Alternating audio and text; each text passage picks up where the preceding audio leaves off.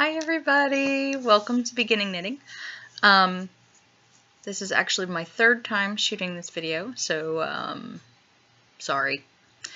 I am going to show you three things. The first one's going to be a cast on, so this first video is a cast on. The second video I will show you how to do a basic knit stitch.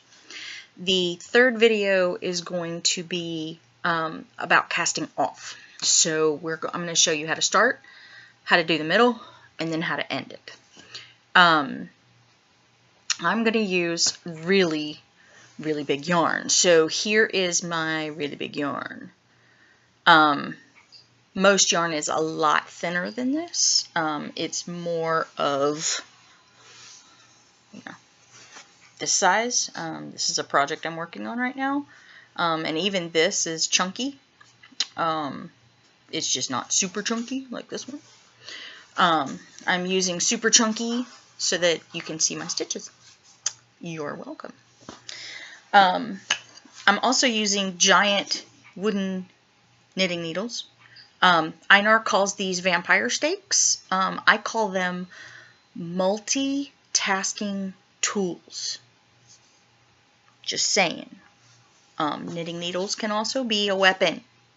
And now that I've gotten nerdy about that, let's move on. So the first video I'm going to show you is to cast on.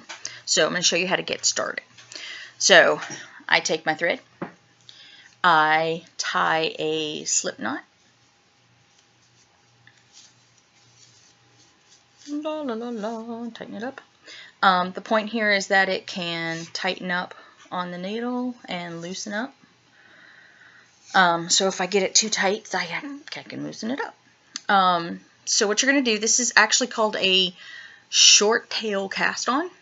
I don't see the point in a long tail cast on. Not sure why you would ever do that. I never do, because then you have all this hanging loose. I've kind of tied knots so it doesn't fray on me too much. Because this stuff, as you can see, is fraying like crazy.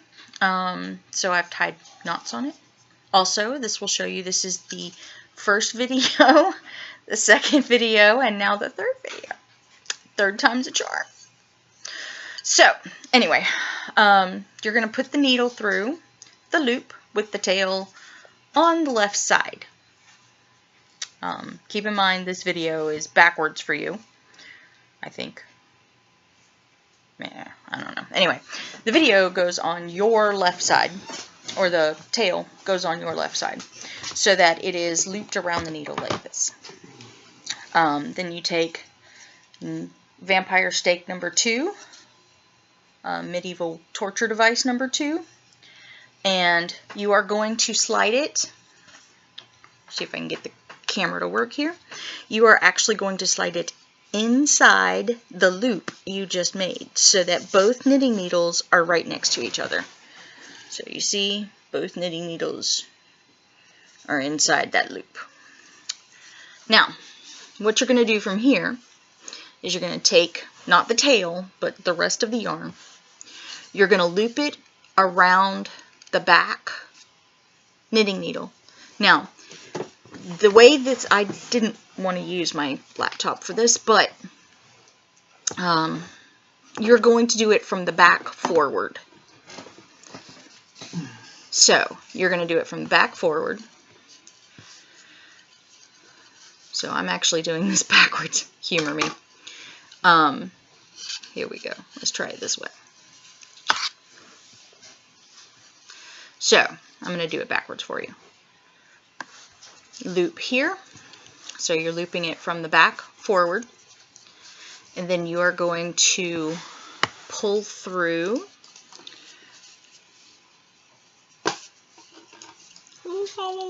Backwards is not fun. You're going to pull it through the loop so that you have a loop here, you have a loop here. Try not to pull too hard so your tail goes through. Now, for a cast on, what you're going to do here is shift that loop back onto your first needle. So, now I've got 2 loops. Cool, right? Now, I'm gonna do 10 stitches on this because this is nice and thick stuff. You can do more if you want to practice. I highly recommend it. If you just want to do 10 to practice it, I'm cool with that too. You can take a lot of knitting out and redo it. It's perfectly okay. So here's the stitch again. I'm going to take needle number 2.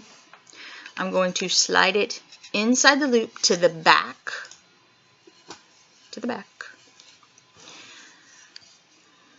Come back here. Oh, I lost my second one. Come back here. Stop that. There it goes. It came off the needle. Sorry about that. So we're going to the back here. And our thread should be on the back. That's how it keeps doing that. Alright, the thread should be on the back. So you're going to loop, pull it through. So here's my new loop. I still got 2 here. Here's my new one. And then I'm going to shift that loop onto my first needle. So now I got 3 stitches. I'll do one more and then I'm going to finish my 10 and start a new video. So here we go. You're going through the loop, loop from the back, pull, let's try that again, pull through the loop. Here I have it. And then it goes on here and tighten up. So there you go, I got 4. So I'm going to finish my 10 stitches. You can pause, rewind, back up, slow down, speed up, turn the volume off so you don't have to hear me. Just watch the pictures. I'm all right with all of it. So I'm going to finish these 10 with y'all watching. No pressure tip. Loop.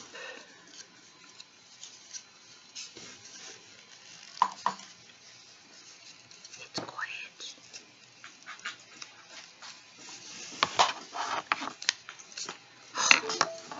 P.S. Big needles and big yarn is very cumbersome to work with. So before you start thinking this is easier, it's really not. So there's 2, 4, there's 6. 2, 3, 2, 7.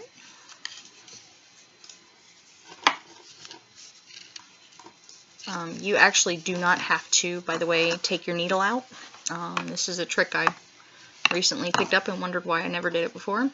I'm going to, when I shift this back onto the first needle, I'm just going to leave the back needle there. And it's already in place and I don't have to try to stab it through again. So, pull. You'll also notice I use my thumbs a lot when I knit. I like keeping the thread, keeping the yarn going the direction I want it to go, not the direction it wants to go.